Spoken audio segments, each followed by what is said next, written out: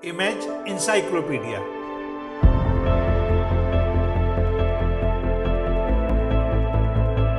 जानकारियों और जिज्ञासाओं की अद्भुत दुनिया। हेलो दोस्तों, अपने इस चैनल के हर वीडियो में हम आपको किसी एक विषय की विश्वसनीय तथ्यों के सहित पूर्ण जानकारी देंगे।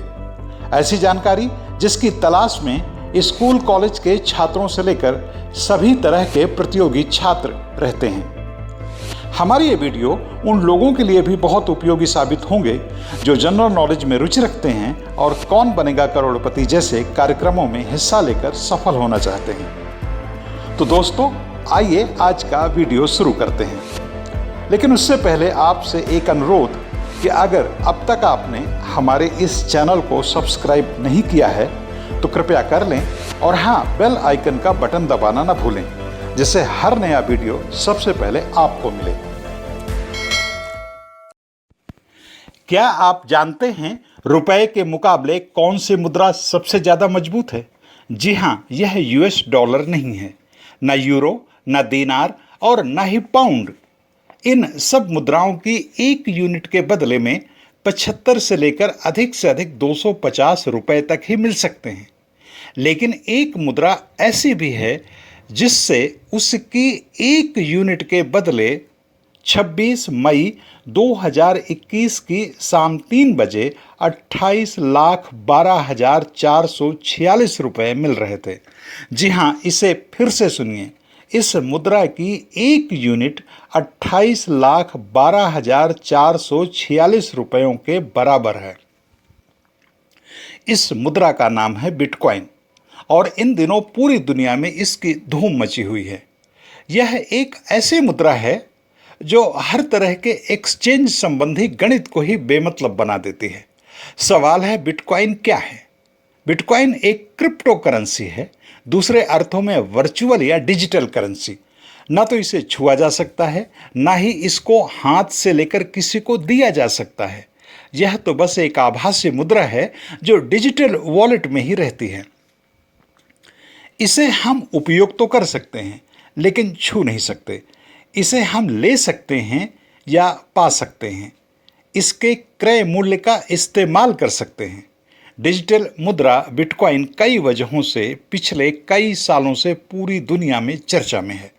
भारत में इसकी चर्चा इन दिनों 2 वजहों से है। एक तो इस कारण से कि पिछले साल मार्च में सुप्रीम कोर्ट ने आरबीआई की इस दलील को खारिज करके कि इससे बड़े पैमाने पर वर्चुअल घोटाले हो सकते हैं, इसमें लेन देन की इजाजत दे दी है। दूसरी चर्चा की वजह यह है कि मोदी सरकार सामान्य लेन देन में बिटकॉइन को मान्यता दे सकती है, ऐसा कुछ लोगों का अनुमान है। हालांकि इस बात की अभी सरकार के किसी भी मंत्रालय ने अधिकृत रूप से पुष्टि नहीं की है और न ही इसका कोई ठोस संकेत दिया है। बिटकॉइन के चर्चा में रहने का एक तीसरा कारण भी है। 3 साल पहले गुजरात में बिटकॉइन के जरिए एक बहुत बड़ा घोटाला हुआ था। यह घोटाला कितना बड़ा था, इसका अंदाजा इसी बात से लगा सकते हैं कि इसे नीरव मोदी द्वारा किए गए पीएनबी के घोटाले से बड़ा घोटाला माना जा रहा है। बहरहाल, इन तीनों वजहों की चर्चा करने के पहले आइए यह जान लेते हैं कि बिटकॉइन क्या है, यह कहां से शुरू हुई और इसे लेकर कुछ लोग डर क्यों रहे हैं और कुछ लोग इसकी वकालत क्यों कर रहे हैं। बिटकॉइन की शुरुआत 2009 में हुई थी। इसका आविष्कार एक जापानी इंजीनियर सातोशी नाकामोतो ने साल 2008 में किया था और 2009 में ओपन सोर्स सॉफ्टवेयर के रूप में इसे जारी किया। बिटकॉइन साल 2015 में तब बड़ी तेजी से पूरी दुनिया में चर्चा का विषय बन गई जब दुनिया के तमाम बड़े कारोबारी इस मुद्रा की तरफ आकर्षित हुए और इस पर निवेश शुरू कर दिया, क्योंकि इस मुद्रा में डिजिटल फ्रॉड होने का खतरा बहुत कम या बिल्कुल नहीं है। हालांकि भारत में अभी भी बिटकॉइन को सरकार की मान्यता नहीं मिली हुई है, लेकिन अब बिटकॉइन पर आप अपने स्तर पर लेन देन कर सकते हैं। वैसे भारत में गुपचुप तरीके से बिटकॉइन करीब 9 साल पहले ही आ गई थी। 1.5 साल पहले एक ऐसा समय भी था जब एक बिटकॉइन की कीमत 18,000 से 20,000 डॉलर के बीच था और तब इससे हड़कंप मच गया था। साल 2009-10 में जिसने चुपचाप भारत में 8-10 बिटकॉइन खरीद लिए थे, वह रातों रात करोड़पति हो चुका था। सवाल है, बिटकॉइन की तरफ तमाम बड़े कारोबारी क्यों आकर्षित हैं? इसकी कई वजहें हैं। इसके लेन देन में कुछ भी फिजिकल नहीं होता, बस सब कुछ आभासी होता है। इसके जरिए हम ऑनलाइन शॉपिंग कर सकते हैं। दुनिया में किसी जगह इसके जरिए पैसे भेजे जा सकते हैं। दूसरी बात यह है कि बिटकॉइन एक ऐसी करेंसी है जिसकी हर समय पूरी दुनिया में एक सी कीमत होती है। बिटकॉइन का अपना एक एक्सचेंज है जिसमें बिटकॉइन खरीदने वालों के अकाउंट होते हैं। उसी अकाउंट के जरिए इसको लिया या दिया जाता है। जो लोग बिटकॉइन के जरिए लेन देन करते हैं उनके कंप्यूटर या मोबाइल पर बिटकॉइन का वॉलेट होता है जिसके जरिए इधर से उधर बिटकॉइन ट्रांसफर होती है। वैसे तो बिटकॉइन पर खुलेआम ट्रेडिंग करने वाले दुनिया के नामी गिरामी लोग ही हैं, लेकिन माना यही जाता है कि वास्तव में बिटकॉइन पर माना जाता है कि बिटकॉइन का सबसे ज़्यादा इस्तेमाल ब्लैक मनी के रूप में हो रहा है। चूंकि तकनीकी रूप से भारत सरकार बिटकॉइन जैसी वर्चुअल करेंसी के ऑनलाइन लेन देन को रोक पाने की स्थिति में नहीं है, ऐसे में सरकार के कई महत्वपूर्ण धड़ों का सुझाव है कि क्यों न बिटकॉइन को मान्यता दे दी जाए। क्योंकि दुनिया के करीब 90 से अधिक देशों में वर्चुअल करेंसी को इनडायरेक्ट मान्यता मिली हुई है। दुनिया में इस समय करीब 1500 के आसपास वर्चुअल करेंसियां हैं। तमाम बड़े कारपोरेट अपनी ताकत दिखाने के लिए अपनी मुद्रा भी चलाते हैं, जो यही वर्चुअल करेंसी होती है। जानकारों का कहना है कि भविष्य इसी करेंसी का है। अब सवाल है, reserve bank of India bitcoin के खिलाफ क्यों है और सुप्रीम कोर्ट ने इसके इस्तेमाल की इजाजत क्यों दे दी है?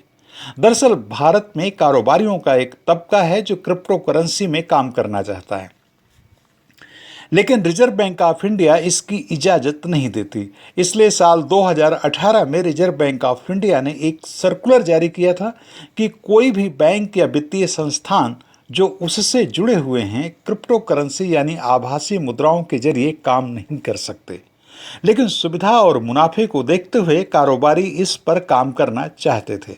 इसलिए internet and mobile association of India ने साल 2018 के भारतीय रिजर्व बैंक के सर्कुलर पर आपत्ति जताते हुए सुप्रीम कोर्ट में याचिका दाखिल कर दी, जिस पर मार्च 2020 में सुनवाई करते हुए सुप्रीम कोर्ट ने वर्चुअल करेंसी के लेन देन का रास्ता खोल दिया। सवाल यह है कि अगर सुप्रीम कोर्ट को इससे कोई आपत्ति नहीं दिखती तो रिजर्व बैंक ऑफ इंडिया ने इसे आखिर पाबंदी के लायक क्यों मानती है? रिजर्व बैंक ऑफ इंडिया का मानना है कि क्रिप्टो करेंसियां लेन देन के लिए बहुत ही अस्थिर करेंसीज हैं। साल 2013 अप्रैल में बगैर किसी पूर्व लक्षण या चेतावनी के एक दिन में ही बिटकॉइन 50% तक गिर गई थी और अगर इससे थोड़ा और पीछे जाएं तो इसमें एक दिन में 70% तक की भी गिरावट देखी गई है, जबकि दुनिया की कोई दूसरी मुद्रा इतनी नहीं गिरती। 2013 में तो $233 वाली बिटकॉइन की एक यूनिट कुछ ही घंटों में महज $67 की रह गई थी। इसके इस चरित्र को देखते हुए रिजर्व बैंक ऑफ इंडिया को लगता है कि इससे भारतीयों को काफ़ी नुकसान हो सकता है, क्योंकि अभी हम दुनिया के दूसरे देशों जैसी इस तरह की मुद्राओं पर डील करने के आदी नहीं हैं। दोस्तों, आपको यह वीडियो कैसा लगा हमें कमेंट करके जरूर बताएं और यह भी बताएं कि आपको किस तरह का वीडियो देखना पसंद है। हम आपकी पसंद के मुताबिक भी वीडियो बनाएंगे। इस वीडियो में शोध, आलेख और स्वर मेरा यानी लोकमित्र गौतम का था।